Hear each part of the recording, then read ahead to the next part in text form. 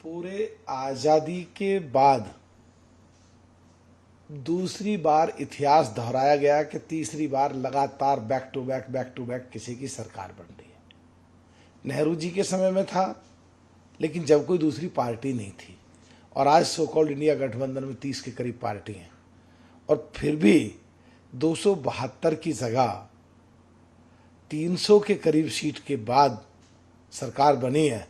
इसे सामान्य जीत नहीं मानते तो मेरी समझ में नहीं आ रहा कि कहना क्या चाहते हैं वो। जी, यूपी की तरफ चलते हैं। गोरखपुर में एक परंपरा है कि देश का कोई भी नामचीन मेहमान और किसी भी प्रदेश में जाते हैं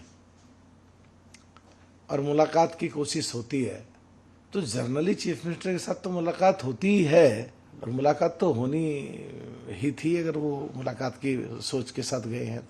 जी, उपसभापति का अगर पद नहीं इस पर विपक्ष तो कुछ भी हो बोलना ही है, कुछ भी हो कहना ही है, सही बात भी है तो विरोध करना ही है, अच्छा काम है तो अड़ंगा डालना ही है।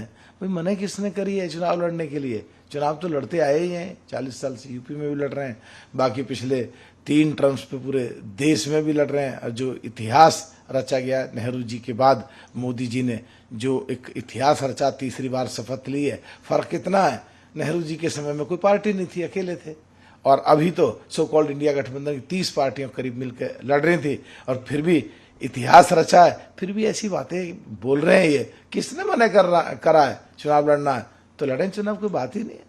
कर्नाटक की तरफ थोड़ा चलते हैं। वहाँ पर पेट्रोल के दाम बढ़ने के टैक्सेस कुछ बढ़े हैं, तो विपक्ष वहाँ पर बीजेपी विरोध कर रही है। ये जितने भी लोग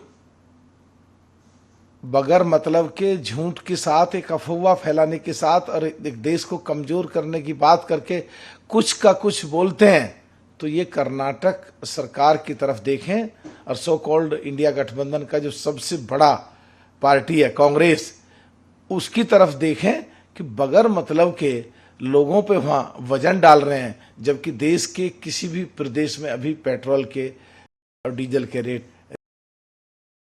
जनता के विरोध में और जनता के खिलाफ काम कर रही है सरकार कांग्रेस की। वहां अपने ये गिरेबान में झांकें और बगैर मतलब के इधर की उधर की गुमराह करने की, कमजोर करने की देश को काम ना करें, और जहां इनकी सरकार है वहां संभालें।